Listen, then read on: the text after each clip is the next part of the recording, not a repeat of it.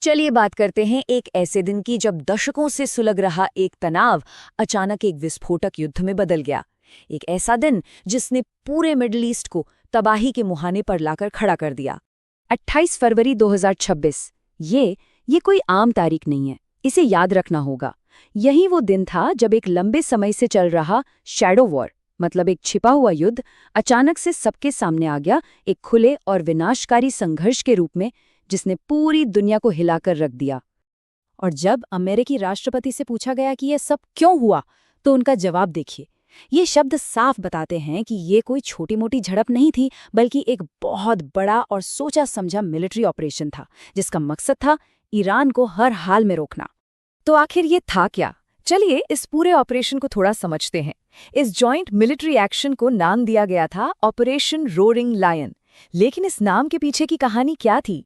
तो सबसे जरूरी बात, इसे एक प्री-एम्प्टिव स्ट्राइक कहा गया। मतलब खतरा अभी हुआ नहीं है, लेकिन होने वाला है, तो उसे पहले ही रोक दो। ऑफिशियली तो यही कहा गया कि इसका मकसद ईरान के न्यूक्लियर प्रोग्राम और उसकी लीडरशिप को सीधा निशाना बनाना था। अमेरिका ने तो इसे एक और नाम दिया था, ऑपरेशन एपिक फ्यूरी। और ये कोई छोटा मोटा हमला नहीं था। इसका स्केल देखकर आप हैरान हो जाएंगे। ये सिर्फ एक शहर या एक बेस की बात नहीं थी। तेहरान में सुप्रीम लीडर के ऑफिस से लेकर इस्फहान के बेहद सेंसिटिव न्यूक्लियर रिसर्च सेंटर तक और करमानशाह की मिलिट्री बेस तक ये हमले पूरे देश में एक साथ किए गए थे। तो सवाल ये उठता है कि इतना बड़ा, इतना कोऑर्डिनेटेड हमला हुआ कैसे? जवाब है टीम वर्क। एक तरफ इजराइल के अत्याधुनिक फाइटर जेट्स, दूसरी तरफ अमेरिका की जबरदस्त नेवल पावर। और ये कोई अचानक लिया गया फैसला नहीं था, नहीं, महीनों से इसकी प्लानिंग चल रही थी। और मकसद सिर्फ एक था, ईरान के एयर डिफेंस सिस्टम को पूरी तरह से नेस्तनाबूद कर देना। पर कहानी यहाँ खत्म नहीं होती। ये तो बस शुरुआत थी, क्योंकि हमले के कुछ ही घंटे बाद ईरान ने ऐसा पलटवार किया कि पूरा का पूरा मिडिल ईस्ट जैसे आग के गोले में तब्दील हो गया। और यहीं पर आकर इस लड़ाई की असल तस्वीर सामने आती है।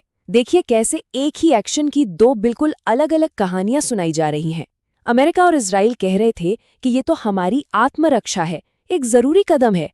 वहीं ईरान ने इसे अपनी संप्रभुता पर एक आपराधिक हमला बताया। और सबसे चौंकाने वाली बात, ये हमला तब हुआ जब डिप्लोमेटिक बातचीत भी चल रही थी, जिससे मामला और भी पेचीदा हो गया। ईरान का जवाब भी कोई कम नहीं था और बहुत सोचा समझा था। उन्होंने सिर्फ इजराइल को निशाना नहीं बनाया, नहीं, उन्होंने सीधे बहरीन और कतर में मौजूद अमेरिकी मिलिट्री ठिकानों पर हमला बोला। मिसाइलें यूएई और कुवैत के आसमान से गुजरीं। ये एक साफ मैसेज था कि अब ये लड़ाई सिर्फ ईरान और इजराइल के बीच नहीं है। और इस सारे बवाल के बीच एक आंकड़ा जो अपने आप में पूरी कहानी कहता है, सिर्फ 4%। हमलों के बाद ईरान के अंदर इंटरनेट बस इतना ही चल रहा था। मतलब समझिए कि देश पूरी दुनिया से कट गया। अंदर क्या हो रहा है किसी को कोई खबर नहीं। एक भयानक इन्फॉर्मेशन ब्लैकआउट। और देखिए, ऐसी लड़ाई की आग कभी एक जगह तक सीमित नहीं रहती। इसकी लपटें पूरी दुनिया तक पहुंची और ग्लोबल इकोनॉमी से लेकर डिप्लोमेसी तक हर जगह हड़कंप मच गया। दुनिया भर से रिएक्शन आने में देर नहीं लगी और सब जैसे बट गए।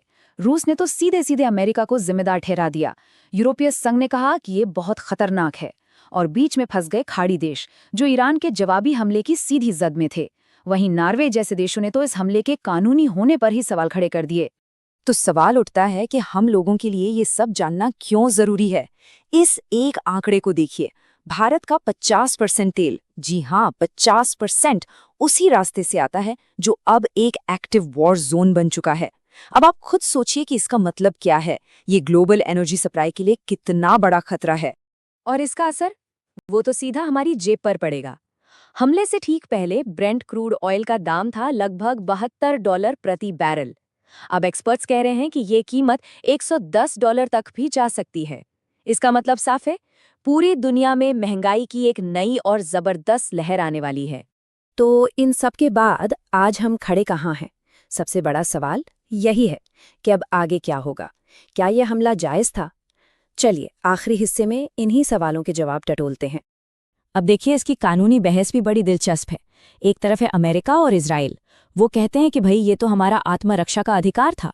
यूएन का आर्टिकल 51 हमें यह हक देता है, क्योंकि खतरा तत्काल और बहुत बड़ा था। लेकिन दूसरी तरफ जो लोग हैं वो कहते हैं कि बिना यूएन की इजाज़त के ये सरासर एक देश की संप्रभुता का उल्लंघन है, खासकर तब जब बातचीत का दरवाज़ा भी खुला था।